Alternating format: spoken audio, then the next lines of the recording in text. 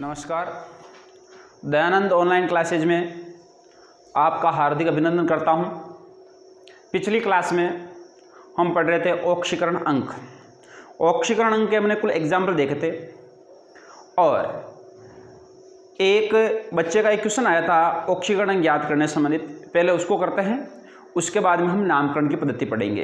एक क्वेश्चन था बच्चे का, उस क्वेश्चन को हम कर लेते हैं कि ऑक्सीकरण अंक ज्ञात करने संबंधी एक क्वेश्चन दिया था कि उसने कि इस यौगिक का आप ऑक्सीकरण अंक ज्ञात कीजिए। वे यौगिक था आपके पास में Fe4, उसके बाद में उसमें लिखा रहा था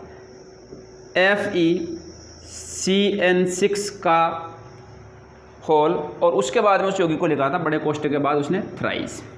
ये कंप्लीट यौगिक देखा था और उसने कहा था कि इस Fe का आपका ऑक्सीकरण अंक ज्ञात करना है। तो देखो इस यौगिक में यदि हम सबसे पहले ऑक्सीकरण अंक ज्ञात करते हैं तो ऑक्सीकरण अंक ज्ञात करने के लिए हमें Fe का ऑक्सीकरण ज्ञात करना है, तो Fe का ऑक्सीकरण अंक ज्ञात हमें करना है।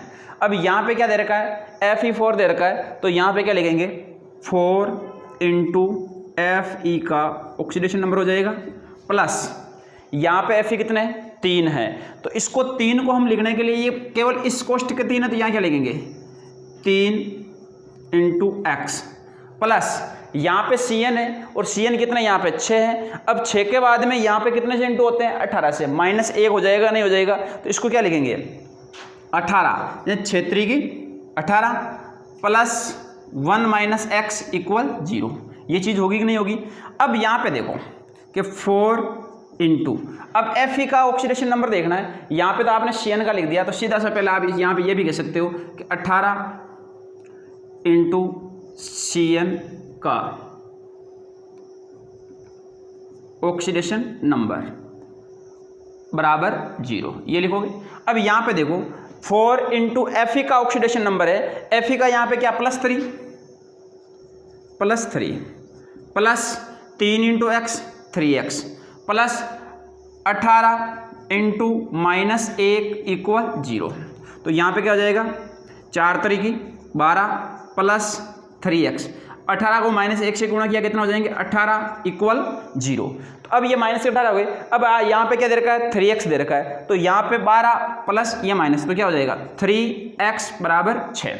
3x बराबर 6, तो यहाँ पे क्या होगा x बराबर 6/3, तो 6/3 है। अब 6/3 को x बराबर हम क्या लिखेंगे 2 प्लस के 2, तो ये Fe का ऑक्सीडेशन नंबर आ जाएगा। किसका आ जाएगा ऑक्सीडेशन नंबर Fe का, तो इसका ऑक्सीकरण कितना आएगा +2 आएगा। तो बेटा इस प्रकार से इसको आपको देखना है कि Fe का ऑक्सीकरण कितना होता है। तो ये उसके बच्चे के द्वारा पूछा गया था, तो इसमें आपको ये इसमें उसमें एक ऑप्शन दे रखा था, A ऑप्शन दे रखा था +3, B ऑप्शन दे रखा था -2, C ऑप्शन दे रखा था +3 और 4 ऑप्शन दे रखा था +6।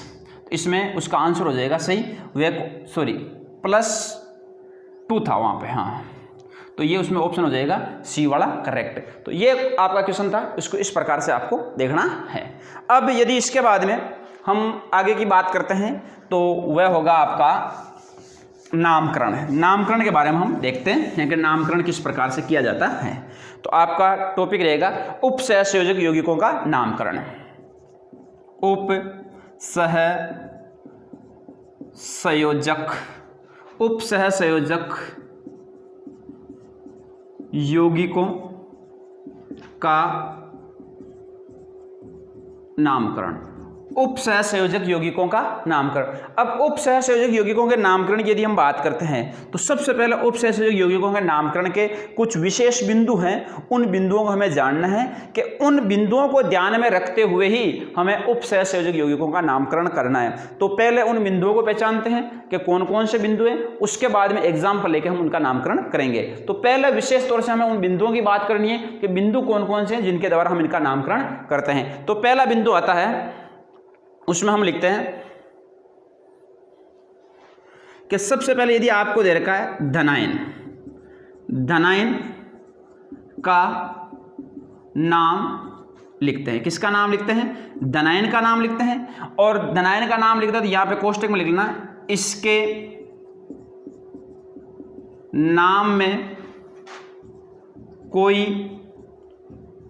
परिवर्तन नहीं करते हैं, इसके नाम में कोई परिवर्तन नहीं। सबसे पहले हम किसका नाम लिखते हैं? धनायन का नाम लिखते हैं और इसके नाम में कोई परिवर्तन नहीं करते हैं। नंबर 2 क्या है, लेकिन इसमें यह है यदि आपको इसमें संख्या दे रखी है तो क्या लिखते हैं? संख्या। यदि संख्या दे रखी है तो संख्या को लिखते हैं।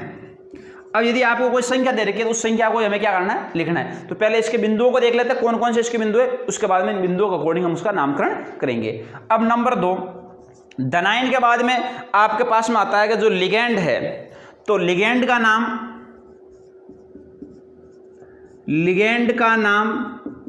लिखते हैं। किसके सहित लिखते हैं? जो आपको संख्या दे रखी है उस संख्या सहित किसका नाम लिखते हैं? लिगेंड का नाम। तो लिगेंड का नाम संख्या सहित लिखते हैं। लिगेंड का नाम संख्या सहित लिखते हैं। अब संख्या सहित आपको लिगेंड का नाम लिखना है। तो आपने 2 प्रकार के लिगेंड पढ़े थे, एक होमोलेप्टिक, एक हेट्रोलेप्टिक। होमोलेप्टिक लिगेंड में कहा था कि ऐसे संकुल यौगिक जिनमें एक ही प्रकार के लिगेंड जुड़े होते हैं उसे होमोलेप्टिक संकुल कहते हैं। और हेट्रोलेप्टिक संकुल में कहा था जिसमें भिन्न भिन्न प्रकार के, एक से अधिक प्रकार के लिगेंड जुड़े होते हैं उसे हेट्रोलेप्टिक संकुल कहते हैं। तो दोनों की प्रकृति हम देख लेते हैं। यदि आपके पास में लिगेंड का नाम संख्या सही लिखते हैं, यदि आपके पास में लिगेंड होमोलेप्टिक हो और या कैसा हो? हेट्रोलेप्टिक। या तो होमोलेप्टिक होगा या क्या हुआ? हेट्रोलेप्टिक। दोनों में से एक प्रकार की प्रकृति आएगी। यदि होमोलेप्टिक लिगेंड दे रखा है और होमोलेप्टिक लिगेंड में उसकी संख्या आपको दे रखी है 2, तो उसके लिए क्या लगाओगे? डाई। होमोलेप्टिक लिगेंड की संख्या दे रखी है 3, तो उसके लिए क्या लगाओगे? ट्राई। यदि उसकी संख्या कितनी दे रखी है आपको? 4, तो क्या लिखोगे? टेट्रा।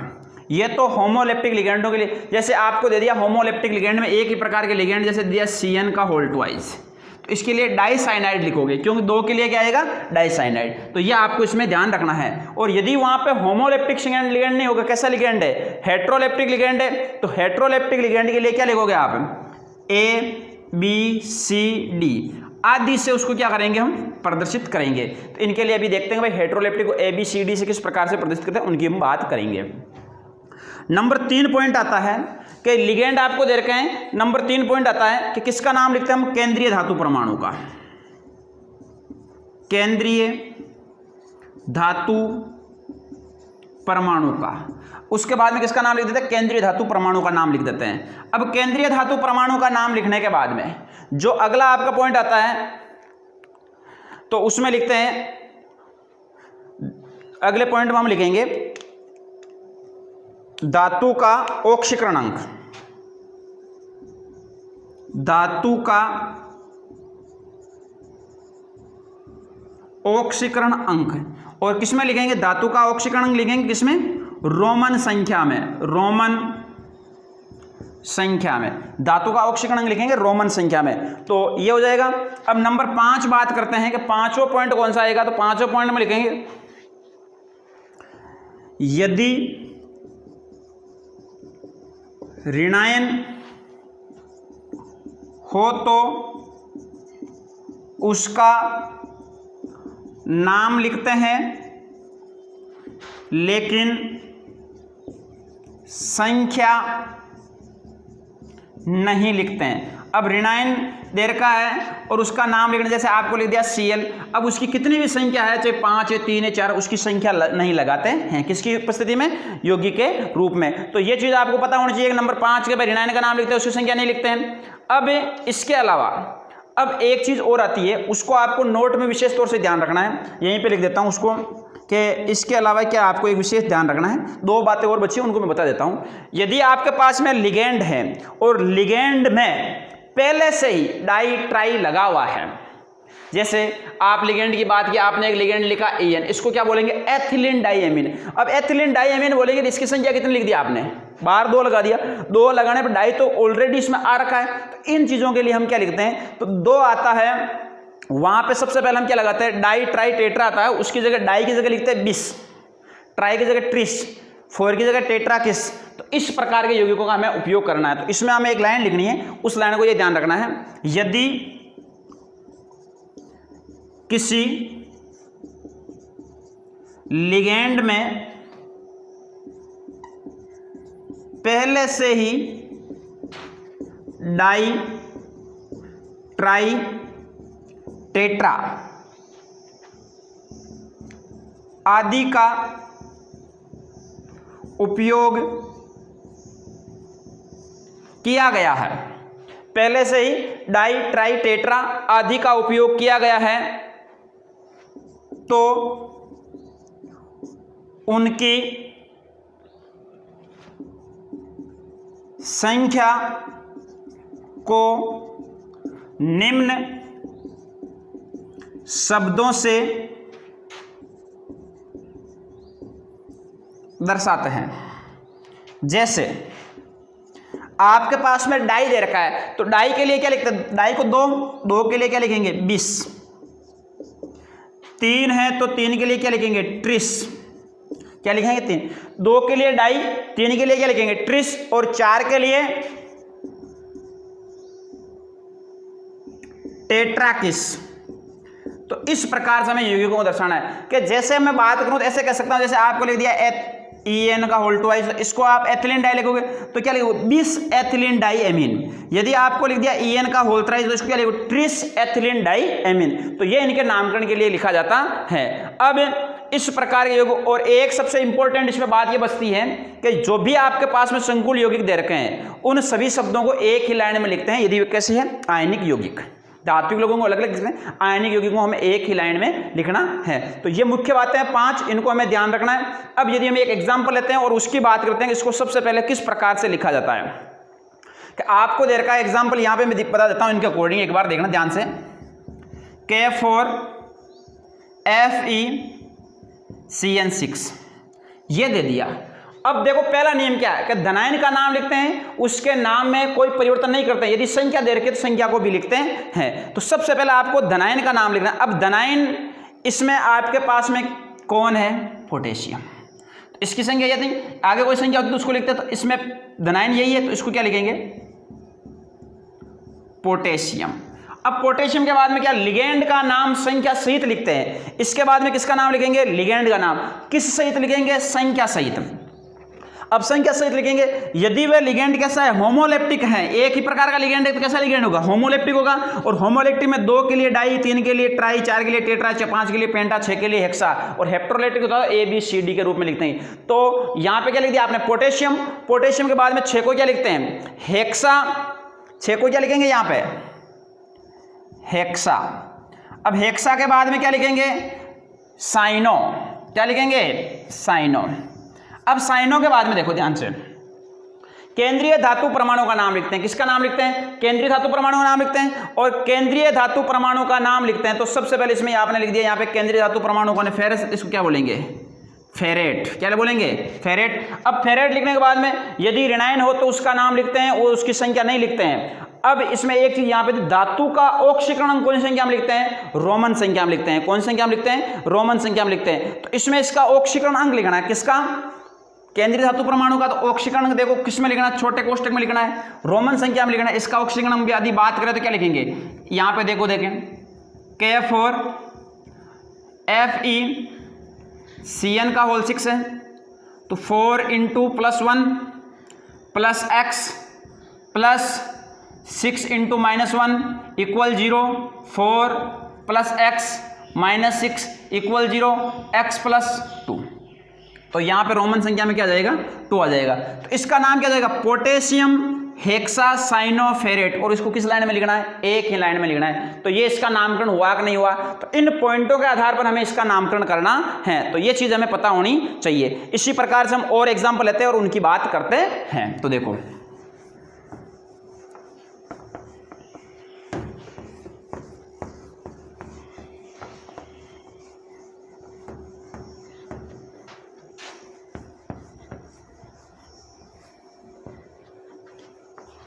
जैसे आपको यौगिक दे रखा है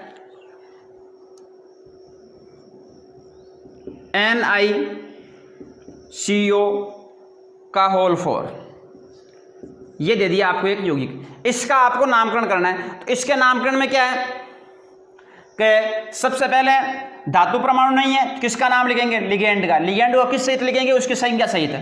तो क्या लिख दो? टेट्रा।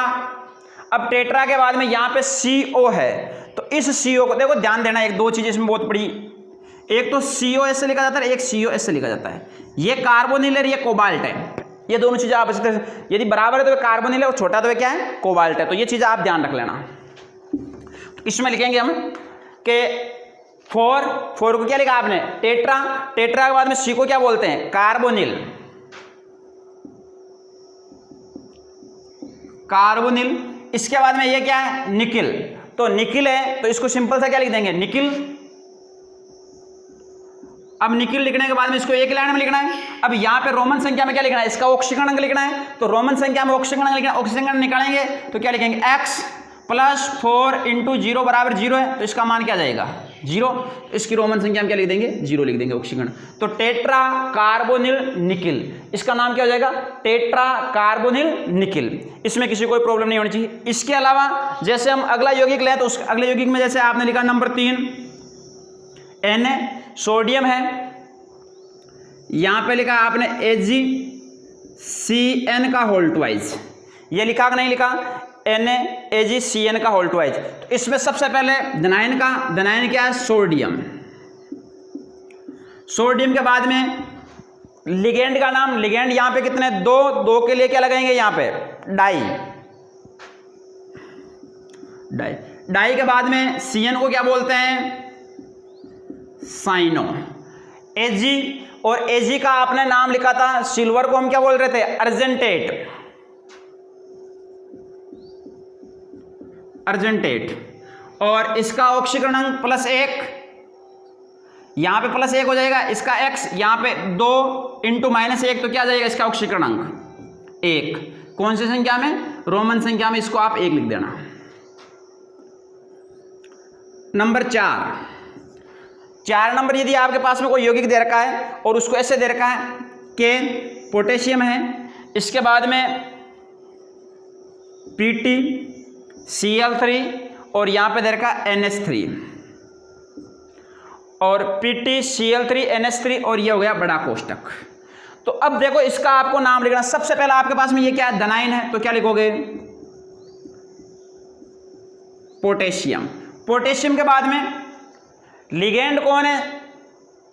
क्लोरीन है और एमीन है। तो देखो, दोनों में से पहले कौन आता है? क्लोरो आता है, एमीन आता है? तो पहले कौन आता है? एमीन। इसके बाद में क्लोरो कितने हैं? 3 को क्या लिखेंगे? ट्राई। ट्राई को क्या लिखेंगे? क्लोरो। कि पोटेशियम, एमीन, ट्राई क्लोरो। अब ट्राई क्लोरो लिख दिया। ट्राई क्लोरो के बाद में ये क्या है? केंद्रीय धातु परमाणु है, और केंद्रीय धातु परमाणु का यदि हम नाम लिखेंगे तो वे क्या है? प्लेटिनम। तो इसको क्या लिखेंगे? प्लेटिनेट। प्लेटिनेट। अब प्लेटिनेट इसका नाम हो जाएगा। अब प्लेटिनेट होने के बाद में इसका ऑक्सीकरण अंक लिख देना। ये कितना आएगा? 2 आएगा। हाँ, 2 आएगा। तो लिख देना potassium, amine, try chloro Palatinate. इसमें किसी को प्रॉब्लम नहीं होनी चाहिए।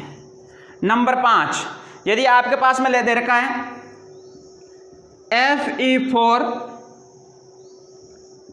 FeCN6 कंप्लीट रूप से, और यहां पे दे रखा 3। ये भी आपने इसका ऑक्सीकरण अंक निकाला था। अब इसमें यदि आपको ये यौगिक दे रखा है, तो इसमें ये क्या है? फेरिक है। तो क्या लिखोगा आप? फेरिक। अब फेरिक के बाद में यहां पे क्या आपके पास में? साइनाइड है। तो कितने अच्छे हैं? तो इसको क्या लिखोगे? हेक्सा। हेक्सा के बाद में साइनो। साइनो के बाद में क्या है? Fe। Fe को क्या लिखेंगे? यहां पे फेरेट लिखेंगे। क्या लिखेंगे? फेरेट। कितने हैं? 2। तो ferric, hexa, cyano, ferrate. Number 6 number में जैसे आपको दे रखा है K3 FeC2O4 का होल थ्राइस लिख दिया। अब यहां पे K3FeC2O5, ये क्या? ऑक्सीलेट है। तो पहले धनायन का नाम पोटेशियम। पोटेशियम के बाद में लिगेंड क्या है? ऑक्सीलेट। कितने हैं? 3, तो ट्राई ऑक्सीलेटो, ट्राई ऑक्सीलेटो। यहां पे क्या है? Fe, और Fe को क्या बोलेंगे? फेरेट। ऑक्सीकरण कितना आ जाएगा? 3, तो ये हो जाएगा इसका नाम। इसके अलावा यदि हम एक दो एग्जाम्पल और बात करें, जैसे आपको दे रखा है Na, इसको ले लो K3 Fe En का होल थ्राइस, इसको क्या लिखेंगे? पोटेशियम। अब देखो यहां पे एथिलीन डाई एमीन आता, तो 3 आया तो क्या लिखेंगे? ट्रिस।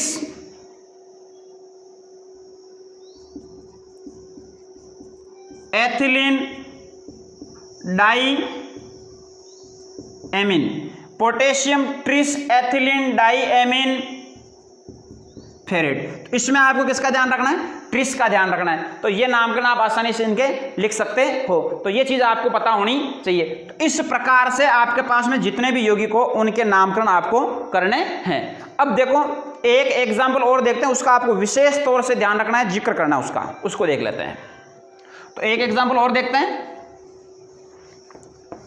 उसके बाद में ये नामकरण आपके कंप्लीट हो जाएंगे। जितने भी एग्जाम्पल हो उनकी प्रैक्टिस करना, और किसी में दिक्कत आए तो आप जरूर ट्यूशन करना। अब देखो एक एग्जाम्पल मैं और लेता हूं, उसको आपको विशेष तौर से समझना है। जैसे आपको दे दिया H2O का होल 4, यहां पे दे रखा है CO, NH2, यहां पे दे दिया आपको NO2, वापिस इसी प्रकार से आपको यहां पे लिगेंड जोड़ दिया CO, यहां पे NH3 का होल 4, ये यौगिक दे दिया, और कंप्लीट के बड़ा कोष्टक लगा दिया, और यहां पे लिख दिया Cl4। ये आपके पास में यौगिक है। यदि इस प्रकार का आपको यौगिक लिखा हुआ मिले तो आपको सबसे पहले क्या ध्यान रखना है कि जो ये NH2 जुड़ा हुआ है, यहाँ पे CO जुड़ा है, तो इनके मध्य ये सेतु बन रहा है, यानी पुल बन रहा है, ब्रिज बन रहा है। और यहाँ पे इस ब्रिज को दर्शाने के लिए पूर्व लगन के रूप में हम लिखते हैं म्यू। क्या लिखते हैं? म्यू। ऐसे म्यू, ये म्यू की प्रकृति आपको दर्शानी है, तो पूर्व लगन के रूप में हमें म्यू लगाना है। किसको दर्शाने के लिए? सेतु को दर्शाने के लिए, लिगेंड को दर्शाने के लिए। तो इन्हें हमें इस प्रकार से शब्दों से ध्यान देना है कि यदि आपके पास में सेतु लिगेंड दो धातु परमाणुओं को जोड़ता है तो पूर्व लगन क्या लिखते हैं? म्यू लिखते हैं। तो यहां पर आप लिख सकते हो सेतु लिगेंड दो धातु परमाणुओं को जोड़ता है तो पूर्व लगन म्यू लिखते हैं। यह चीज हमें ध्यान होनी चाहिए कि पूर्व लगन के रूप में हम क्या लिखेंगे? म्यू लिखेंगे। यह हमें पता होना चाहिए। यदि दो धातु परमाणुओं को सेतु लिगेंड जोड़ता है तो उसे हम किसके द्वारा दर्शाते हैं? म्यू के द्वारा। अब देखो इसका नाम लिखते हैं। सबसे पहले ये कितने हैं? 4, तो 4 को क्या लिखेंगे? टेट्रा। और कुछ शब्दों के लिए आपने ये लिखा था कि विशेष नाम लिखते हैं। जल H2O था, H2O के लिए आपने विशेष नाम क्या लिखा था? क्या लिखा था? एक्वा। क्या लिखा था? एक्वा। तो यहां पे क्या जाएगा? टेट्रा। टेट्रा के बाद में क्या लिखेंगे? एक्वा। के टेट्रा एक्वा, ये क्या? CO, थोड़ा सा ऐसे लिखो इसको, इसको लिखते हैं कोबाल्ट। क्या लिखेंगे? कोबाल्ट। ये कोबाल्ट 3 आ जाएगा। अब कोबाल्ट के बाद में यहां पे एमीन है, और एमीन को हम क्या लिखते हैं? एमिडो। तो एमिडो के लिए यहां पे पहला प्रतीक क्या आएगा? Mu amido. म्यू क्यों लगाया? धातु लिगेंड के रूप में जोड़ने पर, सेतु लिगेंड की प्रकृति में म्यू एमिडो। इसके बाद में ये आ गया वापिस म्यू नाइट्रो के tetra aqua cobalt mu amido mu nitro. अब वापिस क्या आ रहा है? यहाँ पे कोबाल्ट आ रहा है, तो इस कोबाल्ट से पहले हम क्या लिखेंगे? यहाँ पे कितने? 4। अब 4 के रूप में कौन है? NH3 को क्या बोलते हैं? एमीन।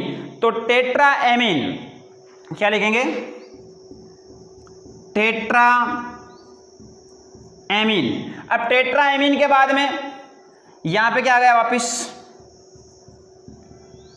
कोबाल्ट। अब कोबाल्ट में यहां पे ऑक्सीजन कितना आया था?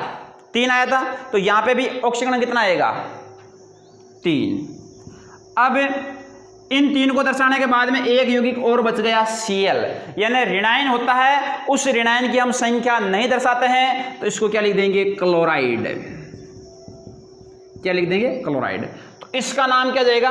टेट्रा एक्वा कोबाल्ट के tetra aqua cobalt 3 oxygen, mu amido पूर्व लगन के रूप में और म्यू नाइट्रो। वापिस टेट्रा एमीन कोबाल्ट, और इसके बाद में ये बाहर दे रखा है, तो ऋणायन का यदि हम नाम लिखते हैं तो उसमें हम संख्या नहीं दर्शाते हैं, तो वे क्या हो जाएगा आपके पास में? क्लोराइड। तो इस प्रकार से जितने भी आपके पास में यौगिक हैं उनका हम इस प्रकार से क्या कर सकते हैं? नामकरण कर सकते हैं। अब नामकरण तक आपका ये चैप्टर होता है कंप्लीट। अब जितने भी आपको नए एग्जाम्पल मिले उनकी एक बार आप प्रैक्टिस करना। प्रैक्टिस करने के बाद में किसी भी एग्जाम्पल में किसी प्रकार की कोई दिक्कत आए तो आप हमें ज़रूर पूछना, आपको हम उसका 100% जवाब देंगे। ये चीज़ें आपको ध्यान रखनी है और साथ साथ में इसके नोट्स भी बनाने हैं। जो अगली क्लास होगी उस क्लास में पढ़ेंगे हम समाव्यवता। क्या पढ़ेंगे? समाव्यवता।